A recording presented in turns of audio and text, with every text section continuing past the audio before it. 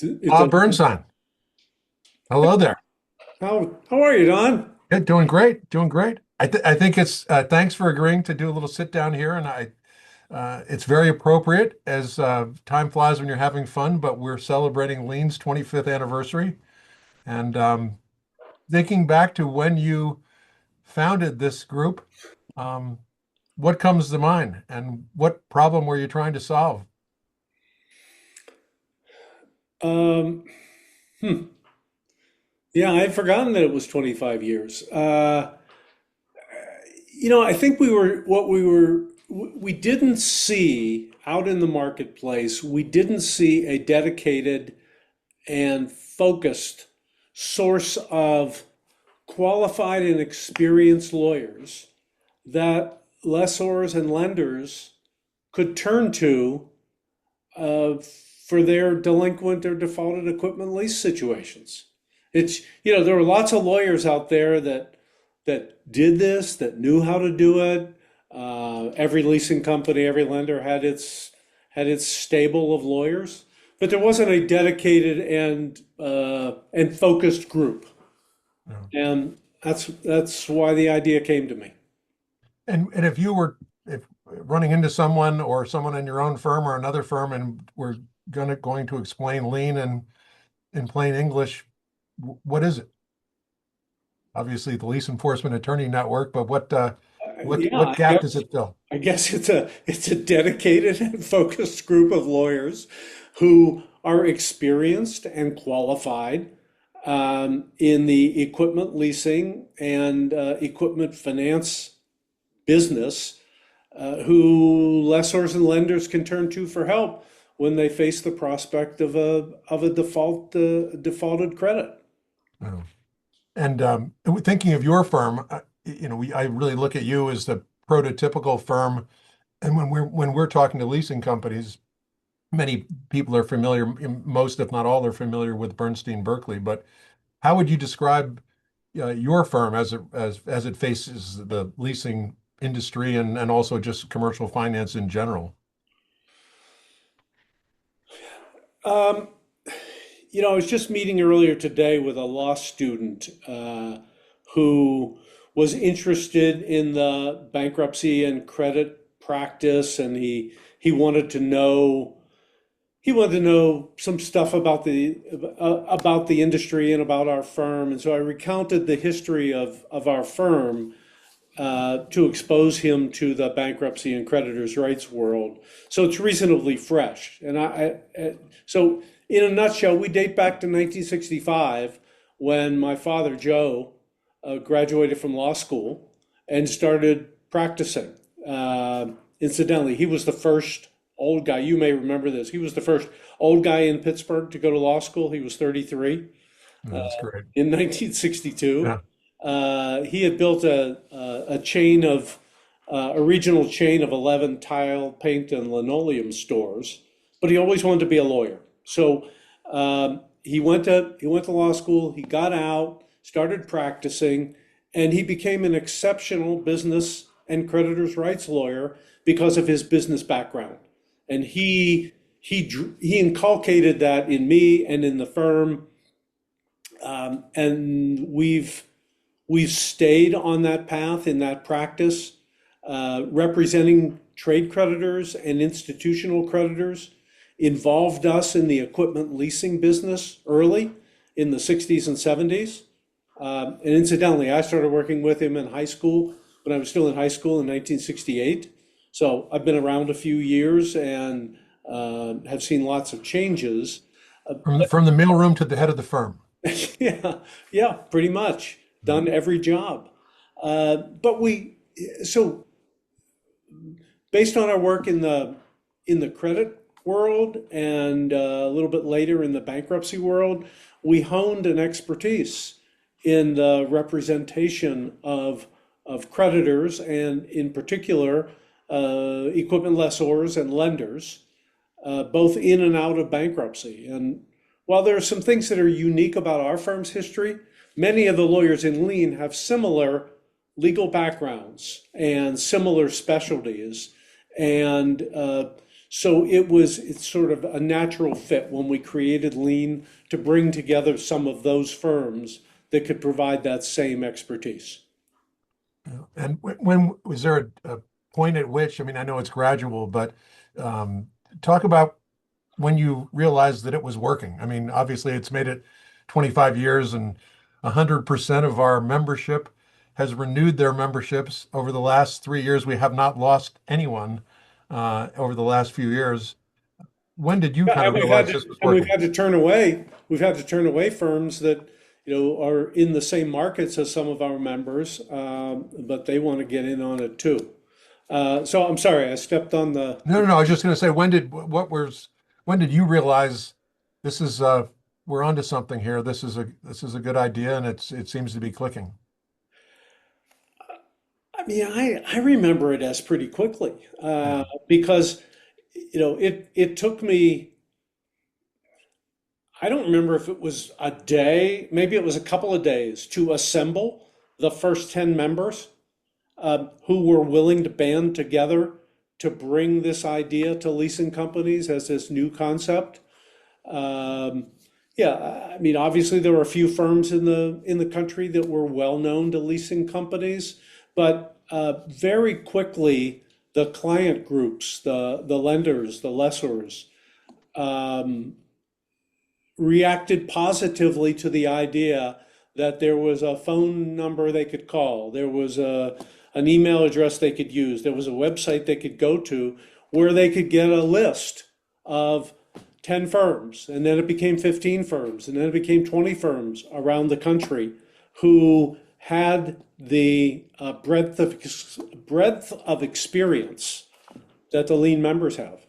You know, and I know from from my perspective, and I can think I've been with you for 15 years, which also has gone very quickly. But a phrase that you coined that says that clicks with me is um, that you want you want firms that know leasing and firms that are known in leasing, and to make sure that we make sure as a membership requirement is that these groups are active in one or more of the groups that we want to make ourselves known in or make our members known in. So it's kind of evolved, I think, for many into the lean membership into the good housekeeping seal of approval.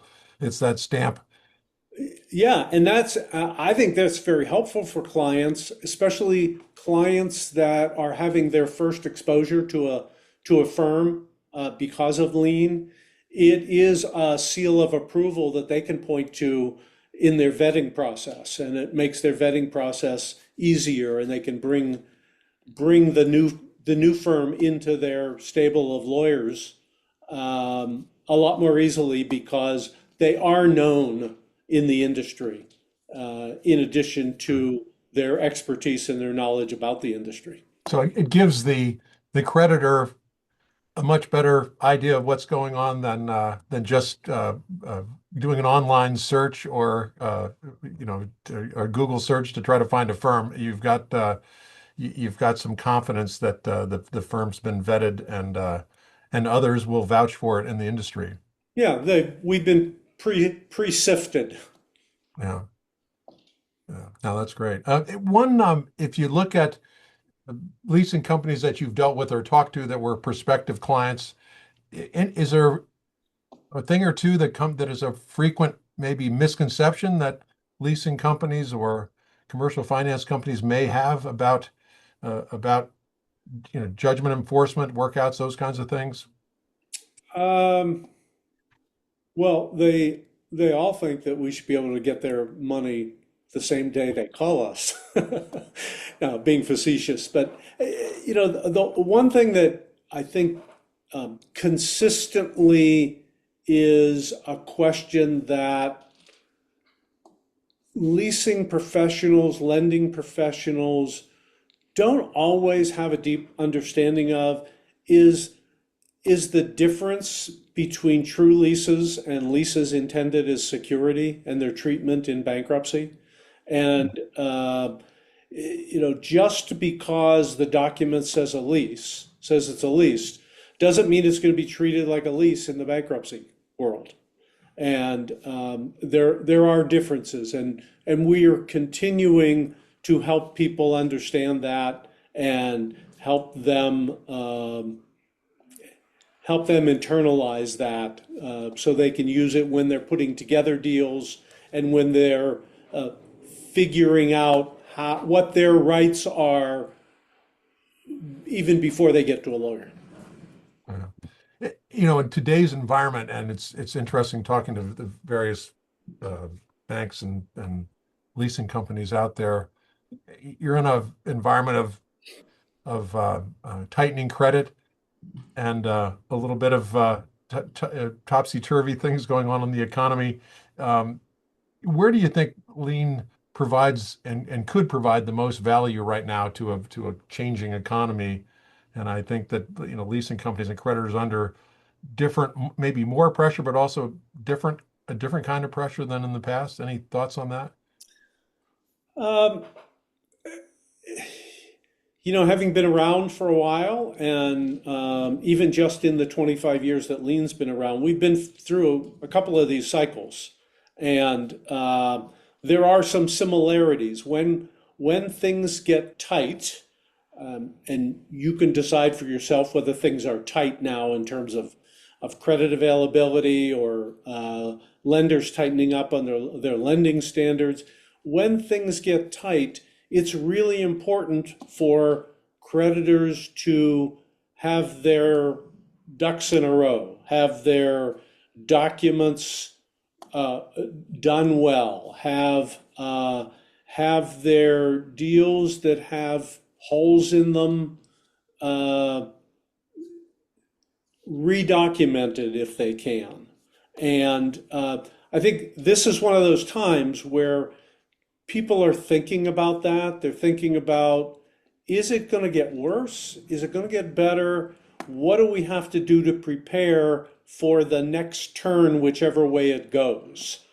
I've always tried to help clients understand that having a really knowledgeable, experienced lawyer in your industry can help you look at a deal before it goes bad and see where the holes are, see if they can poke holes in it.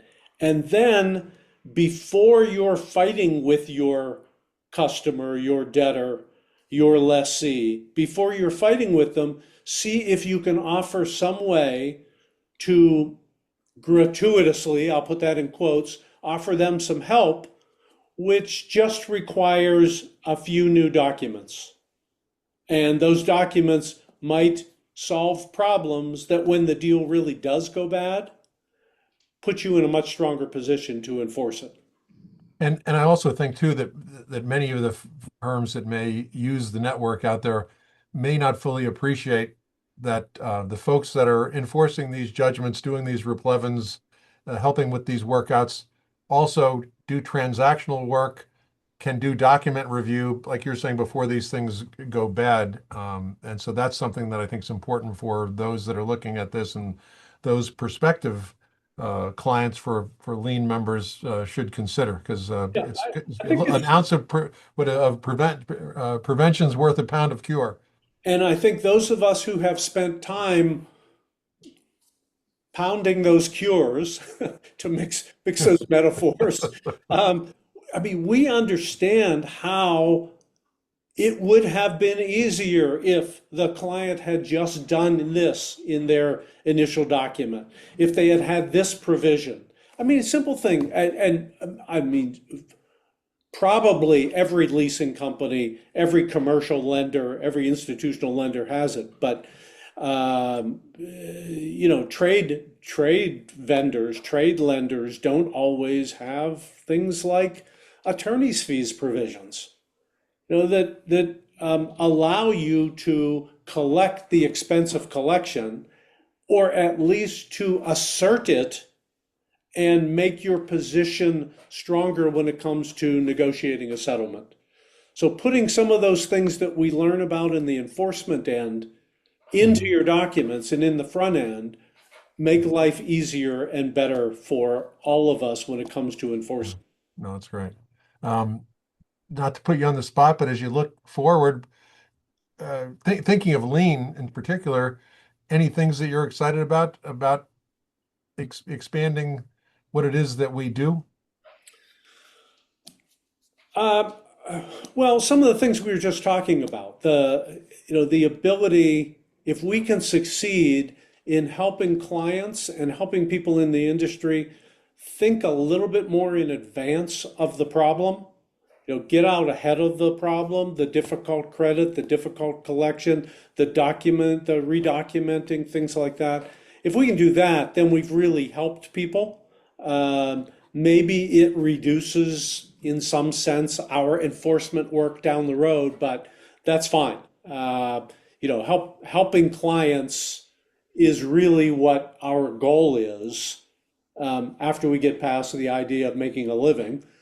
Helping clients is really what the goal is. So, making things better, easier for them is good if we can help eliminate roadblocks, if we can help them with strategies that make sense for leasing professionals. I was think about like lease recoveries. Better lease recoveries equals lease collections. Lease collections translates to lease collect. Leasecollect.com is our website. Lease collect gets you to lien. Right. Or org, Or com org. and org. Com and But, org. Yes. when for those gratuitous plug opportunity here, when for those leasing companies that have not reached out to one of our members in the past or to Lean for a referral, when should they think about doing that? Um, well, as early as possible, as I've been saying, but experienced lease professionals, um, if you've been in the business a long time, you get a sense of when this account is feeling like there's going to be a problem down the road. You get that sixth sense. My father used to say his left toe twitches, stuff like that. So those are, I would say, when you have that feeling, call one of us and say that would you take a quick look at this? Yeah. And I think we're all willing to take a quick look at a deal, a document, and say, look, this is what we see very quickly as what might be a problem. Maybe you have an opportunity to renegotiate this, give up a little bit, give them a little payment reduction for a while, offer them something to be a nice guy, and get a new covenant Yeah. in exchange for that. That's great. Well, thank you very much. That's a quick, that was a quick chat, and we appreciate the time and getting to know a little more about the firm and how it got started and Lean as well. And we will stay in touch with all of you that are watching this as we move down the road. So thank I you, appreciate your time, Donnie. and Happy New Year to everyone. Take care.